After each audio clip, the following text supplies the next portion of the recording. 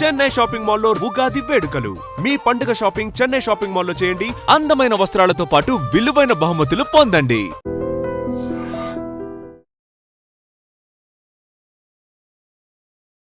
నమస్తే, నేను Kavitha. Welcome to I Dream. తన కలంతో తెలుగు సాహిత్యాన్ని సుసంపన్నం చేసినటువంటి సుద్దాల అశోక్ తేజకు సినారే స్మారక పురస్కారాన్ని అనౌన్స్ చేసింది తెలంగాణ రాష్ట్ర ప్రభుత్వం. గద్దర్ అవార్డుల కార్యక్రమంలో భాగంగా ఈ రోజు తన పేరుని ప్రకటించారు జ్యూరీ సభ్యులు. మనతో పాటుగా ఉన్నారు సుద్దాల అశోక్ తేజ గారు. అశోక్ తేజ గారు, నమస్కారం అండి. ఎలా ఉన్నారు? నమస్కారం. నమస్కారం. సో ఫస్ట్ సినారే పురస్కారం మీకు వచ్చింది, స్మారక పురస్కారం అనగానే ఏమనిపించింది? నేను చిన్నప్పటి నుంచి నేను నా పాటల తండ్రి అని అనేక సార్లు ఆయన వేదిక మీద ఉన్నప్పుడే నా పాటల తండ్రి నారాయణ రెడ్డి గారు అని అనేవాడిని. ఇవాళ ఆయన పేరు మీద వచ్చిన తొలి పురస్కారం నాకు రావడం మహదానందంగా ఉంది. నారాయణ రెడ్డి గారి ఆ దివ్యలోకంలో ఉండి బహుశా నాకు ఇప్పిస్తున్నంత ఆనందంగా ఉందమ్మా. సో ఫస్ట్ సినారే అనగానే మీ చిన్నప్పటి నుంచి అభిమానం, ఆయన అంతలా ఆరాధించారు ఒక తండ్రి అనుకున్నప్పుడు, ఏది మిమ్మల్ని అంతలా ఇన్స్పైర్ చేసింది, ఆయనకు అంత అటాచ్ చేసింది? ఏ పాట అసలు? ఆయన పాటనే కాదమ్మా, ఆయన టోటాలిటీగా ఆయన రాసిన కావ్యాలు, ఆయన రాసిన పాటలు, ఆయన చెప్పిన ఉపన్యాసాలు. చిన్నప్పటి నుంచి నా కళ ఏంటంటే నారాయణ రెడ్డి గారి లాగా కావ్యాలు రాయాలి, నారాయణ రెడ్డి గారి లాగా పాటలు ఒక వైపు రాయాలి, నారాయణ రెడ్డి గారి లాగా రవీంద్ర భారతి లాంటి దాంట్లో ఏదన్నా సమావేశంలో చక్కగా సాహిత్య సమావేశంలో నేను పాల్గొనాలి. ఇలా నేను ఆయననే ఒక వెలుగు స్తంభం లాగా, ఒక దారి దీపం లాగా అనుకొని నేను బయలుదేరినవాడిని. నేను 6వ తరగతిలోనే నేను నారాయణ రెడ్డి గారు ఈనెల్లని రాళ్ళలో పాట విని ఎప్పటికైనా సరే వెండి తెర మీద మొదటి పేరు నారాయణ రెడ్డి గారిది, రెండో పేరు నాది ఉండాలని కలలుగన్నవాడిని. కరెక్ట్ గా కొన్నేళ్ల తర్వాత ఒసేరాములమ్మలో నారాయణ రెడ్డి గారి పేరు ముందుంటుంది, రెండవ పేరు నాది ఉంటుంది. సో అలా జరిగింది. ఎప్పటికీ ఆయన నాకు ఆదర్శమూర్తి. ఫస్ట్ టైం ఆయన ఎప్పుడు కలిసారు మీరు? ప్రత్యక్షంగా ఎప్పుడు చూసారు? అంటే నేను ఇక్కడ హైదరాబాద్ లో ఇంటర్మీడియట్ చదువుతున్న రోజుల నుంచే చూశానమ్మా. రవీంద్ర భారతిలో చూశాను. అంటే దూరంగా చూడటము, దగ్గరికి పోయి నమస్కారం చేయటము, ఆయన చెప్పిన మాటలు విని బాగున్నది సార్, నాకు నచ్చింది సార్ అని చెప్పటము, చాలా ప్రేమగా పలకరించేవాడు. ఆ తర్వాత నేను రాస్తాను అన్నది తెలిసిన తర్వాత ఆయన ప్రేమ ఇంకా ఎక్కువైంది. ఇద్దరం కలిసి ఒసేరాములమ్మలో రాయడం అనేది మరింత ఆనందాన్ని ఇచ్చింది ఆయనకు కూడా. సో మీరు మీ కలం నుంచి జారువారినటువంటి పాటలు ఇవన్నిటిని కూడా ఆయనకు వినిపించేవాళ్ళ, ఆయనతో షేర్ చేసుకున్నారా? ఆయన అన్ని వినేవాడమ్మా. మనం చెప్పేవాళ్ళము, ఒక్కోసారి తానే చెప్పేవాడు ఫోన్ చేసి. అద్భుతంగా రాసిన ఆ పాట, కంటే కూతుర్నే కన్లో ఆడకూతురా నీకు అడుగడుగున వందనం, అనునిత్యం కరుగుతున్న నీవు రక్తచందనం, బాగుంది, గుడ్, శబాష్, ఇట్లా అనేవాడు అనమాట. ఆయన గొప్ప సహృదయం. సో తెలుగు సాహిత్యం అనగానే ఫస్ట్ సినారే గుర్తొస్తారు. అందులోనూ మనకంటూ ఒక ముద్దు పేరుతో సినారే అని పిలుచుకుంటూ ఉంటాము. ఆయన పురస్కారం అనేది మీకు వచ్చింది, వెతికి మిమ్మల్ని సెలెక్ట్ చేశారు అనేది. ఈ రకంగా ప్రభుత్వానికి గాని, జ్యూరీ కమిటీకి గాని, అధ్యక్షులకు, వాళ్ళ యొక్క పెద్దలందరికీ, నిర్ణయించిన పెద్దలందరికీ నేను మా కుటుంబం తరపున, నా తరపున ధన్యవాదాలు తెలియజేస్తున్నానమ్మా. సో ఒసేరాములమ్మ అప్పుడు ఆయనతో కలిసి కూర్చొని ఇంటరాక్షన్స్ ఉండేవా, లేకుంటే మీరు ఇంట్లోంచి రాసి పంపించడం అలా ఉండేదా? లేదు, దాసరి గారు, నారాయణ రెడ్డి గారు, వందే మాత్రము మేమందరం కూర్చునే వాళ్ళం.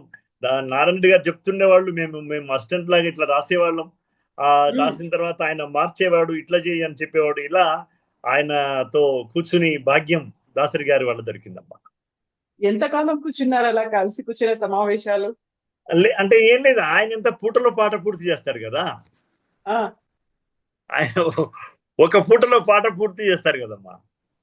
ఆయనకు అంత సమయం ఎందుకు పడుతుంది? అలా ఇవాళ పొద్దున వచ్చినాడు, సాయంకాలం మళ్ళీ హైదరాబాద్కి వచ్చేసినాడు ఆయన విమానంలో. అలా ఒక సినిమాలో ఆయనతోని పాలు పంచుకునే అవకాశం దొరికింది. ఆ అవకాశం కూడా దాసరి గారు ఇవాళ నాకు ఒకప్పుడు నేషనల్ అవార్డు వచ్చినా, ఆ తర్వాత సైమా అవార్డు వచ్చినా, ఎన్ని అవార్డ్స్ వచ్చినా కూడా దానికి నేను దాసరి నారాయణరావు గారికి నేను ఎప్పుడు కృతజ్ఞుడై ఉంటాను, రుణపడి ఉంటాను. ఆయన లేకపోతే అశోక్ తేజ లేడు. నారాయణ రెడ్డి గారు అనేవారు ఆయన యొక్క సాహిత్యం లేకపోతే అశోక్ తేజ లేరు. ఇది నేను చాలా హృదయపూర్తి, వాళ్ళిద్దరూ లేరు అయినా నేను చెప్తున్నా.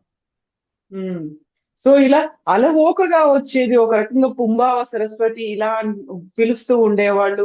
ఆయన ఇలా పెన్ పెట్టారు అంటే అలా జాలువారిపోతుంది అనే సాహిత్యం అంతా కూడా వస్తూ ఉండేది. ఆయన జావలీలు కావచ్చు, మిగతా ఏది రాసినప్పటికీ ఏది రాసినా అలా అలవోకగా పెదవుల మీద ఆడేది అని.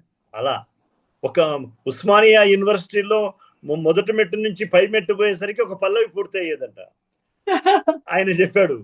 అట్లాగే నేను అదే అలవాటు చేసుకున్నాను. నేను ఇక్కడ కారులో కూర్చుని దాసరి గారు ఆఫీస్ వరకు నేను పల్లవి రాసేవాడిని. అట్లాంటి విషయాల్లో కూడా నాకు ఆయనే నాకు మార్గదర్శి. సో ఎన్ని సినిమాలు కలిసి చేశారు అశోక్ తేజ గారు మీరు సినారే గారితో? నేను నారాయణ రెడ్డి గారితో, మన ఉసే రామలమ్మని అప్పటికే ఆయన క్రమంగా తగ్గించుకునే టైంలో ఉన్నారు ఆయన. మేము వచ్చింది 94 కదమ్మా. 96లో మేము ఈ పాటలు ఉసే రామలమ్మ పాటలు, నేను అందులో 7 పాటలు రాశాను. గురుగారు ఒక పాట రాశారు, ఇంకా వేరే మిత్రులు రాశారు. కాబట్టి ఆయనతోనే ఒకసారి కూర్చొని ఆ మద్రాసులో రావడం జరిగింది. ఇక తర్వాత కొన్ని సినిమాలకు వారు రాశారు కానీ నేను వారితో కూర్చోలేదు. తర్వాత ఆయనకి వినిపించే వాళ్ళ మీరు ఏదైనా ఉంటే అవకాశం సందర్భం వచ్చినప్పుడు? తప్పకుండా. ఒక అద్భుతమైన పల్లవి వస్తే మేము కలవగానే ఆ పల్లవి అనేవాడు ఇట్లా, ఇది రాయలసీమ గడ్డరా పులి బిడ్డరా, ఇగో ఇలా రాశాను అని అనేవాడు అనమాట. చాలా మా తరంతో చాలా భాస్వరంలాగా ఉండేవాడు మహానుభావుడు. అంటే ఫోన్ లో మాట్లాడుకునే వాళ్ళ? ఫోన్ లో కంటే ఎక్కువ దగ్గర పోయి మాట్లాడుకోవడమేనమ్మా. ఇలాంటి సాహిత్య సమావేశాలు లేకపోతే ఇప్పుడు మా నాన్నమ్మ పేరు మీద నేను పెట్టిన సుద్దాల హనుమంతు ఫౌండేషన్ అవార్డ్స్ నేను 15 సంవత్సరాలు ఇస్తే ఆయన ఉన్నంత కాలం ఆయనే ప్రధాన అతిథి. ప్రతిదానికి వచ్చినాడు. ఓకే, అంటే ఎప్పుడు నో చెప్పలేదా? ఎప్పుడు నో చెప్పలేదు. ఎప్పుడు. ఎందుకలా అంత కనెక్షన్ ఏంటి? అంటే నాన్న మీద ఉన్న ప్రేమ కావచ్చు, నా మీద ఉన్న పుత్రవాత్సల్యం కావచ్చు. Okay okay. సో మీరు ఫస్ట్ వెళ్ళి చెప్పారు, మీరే వస్తారు ప్రతి సంవత్సరం, మీరే పురస్కారం ప్రదానం చేయాలి అనగానే ప్రతిసారి వచ్చేవాళ్ళ? ప్రతిసారి వచ్చేవారు. నేను ఇప్పుడు వెంటనే నాకు అవార్డు తెలిసిన విషయం వెంటనే నేను వాళ్ళ పెద్దమ్మాయి గంగక్కకు ఫోన్ చేసి చెప్పా, అక్క నానా అవార్డు వచ్చింది అక్క అని చెప్పాను. ఫస్ట్ పంచుకున్నాను ఆమెతో ఈ ఆనందాన్ని. సో ఒక అభిమానం అనేది ఉంది, ఒక అనుబంధము అనేది ఉంది. అది అలా ఒక సినిమా మీరు ఏదైతే కళ కన్నారో ఆయన పేరుతో పాటుగా మీ పేరు ఉండాలి అనేది, ఆ స్క్రీన్ షేరింగ్ కూడా అనేది ఉంది. ఆయన చివరి రోజుల్లో అవన్నీ అప్పుడు మీరు వెళ్ళారా, అవన్నీ చూసుకున్నారా, తనతో పర్సనల్ గా మీట్ అయ్యారు అప్పుడు కూడా? ఆయన చివరి రోజు నాడు కూడా ఆయన కవిత దినపత్రికలో వచ్చింది. ఆయన ఏనాడు రాయకుండా ఉండలేదు. చివరి రోజు నాడు కూడా పత్రికల్లో తన కవిత రావడం అనేది బహుశా ప్రపంచంలో ఏ కవి జీవితంలో జరగలేదు బహుశా. అలాంటి మహానుభావుడు ఆయన తుది రోజుల్లో కూడా ఆయన మీటింగ్కి వచ్చినా లేదా మేము వాళ్ళ ఇంటికి వెళ్ళినా కూడా మాట్లాడడము, చేయడము, మాకేదన్నా ఉంటే సరిచేయడం, మమ్మల్ని మాట్లాడినప్పుడు ఏదైనా మేమేమన్నా అటు ఇటుగా ఉంటే మళ్ళీ పిలుచుకొని చెవిలో చెప్పడము, ఇది ఇలా చేయాలి అలా చేయాలని చెప్పడం, అనేక విషయాలు. సో ఇప్పుడు సినారే అనగానే సాహిత్యాభిమానులకి ఆ పేరు ఎప్పటికీ చిరస్మరణీయం, అలా ఉండిపోతుంది. మీకు ఆయన పేరు వినగానే టక్కున గుర్తొచ్చేటువంటి ఒక పాట, ఒక కవితో ఏదన్నా చెప్పమంటే? ఆయన పైరగాలి నెవడాపును పరిమళాల నెవడాపును ఎవడాపును మానవత రవి రుక్కును కవి వాక్కును. ఇది ఆయన మీద నాకు మొట్టమొదటి నా మనసులో ముద్రపడ్డ ఆయన వాక్యాలు. పృథ్వీనాయమ జఘన పీఠమ్ము నంజూచి వాయువామె గొంతు, ఇలా ఆయన యొక్క కర్పూర వసంతరాయల కావ్యం లోపల ఆయన యొక్క మాటలు, ఆయన యొక్క కావ్యంలోని అక్షరాలు బాగా గుర్తుండిపోయే అక్షరాలు. చాలా చాలా చాలా.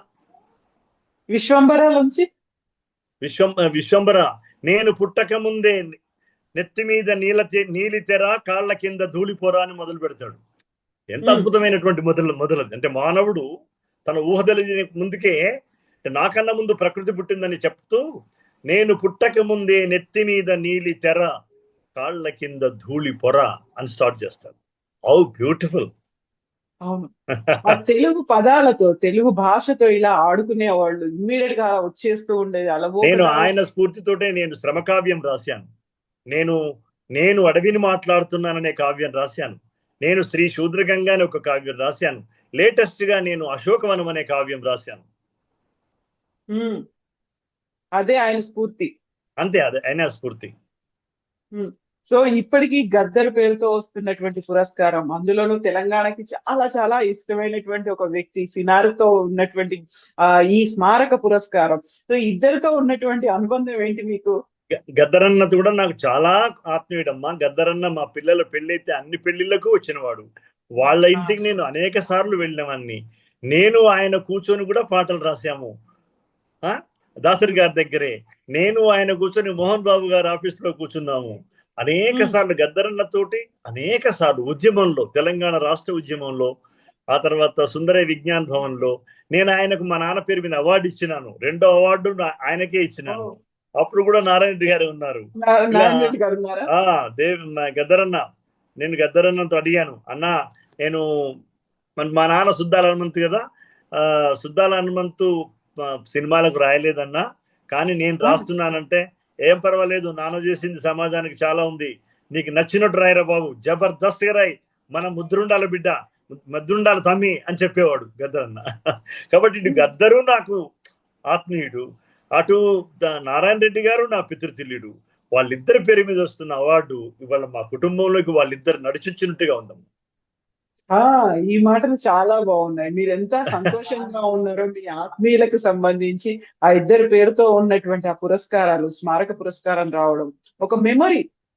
అంతే కదా. థ్యాంక్ యూ అమ్మా. Thank you so much, Ashok Teja garu. Thank you. And for more videos, please subscribe to iDream. Please subscribe to iDream. Please subscribe iDream. And please subscribe to iDream. For more videos, subscribe to iDream. please like, share and subscribe to the channel. Congratulations, iDream. Subscribe to iDream. Subscribe to iDream. So subscribe to iDream Media. iDream ki iDream team andarki huge congratulations. Please subscribe iDream Media. Please subscribe to iDream. Subscribe iDream. Please subscribe to iDream. iDream అంటే నా కళల ఛానల్ను subscribe చేసుకున్న నోరు తిరుగుతలేదు, మీరైతే గంట గుర్తు కొట్టండి. For more such videos, please subscribe to iDream. Subscribe to iDream. Please subscribe to iDream. Please subscribe iDream Media. Please do subscribe to iDream. Please subscribe to iDream Media. For best entertainment and information, please subscribe iDream. And don't forget to subscribe to iDream.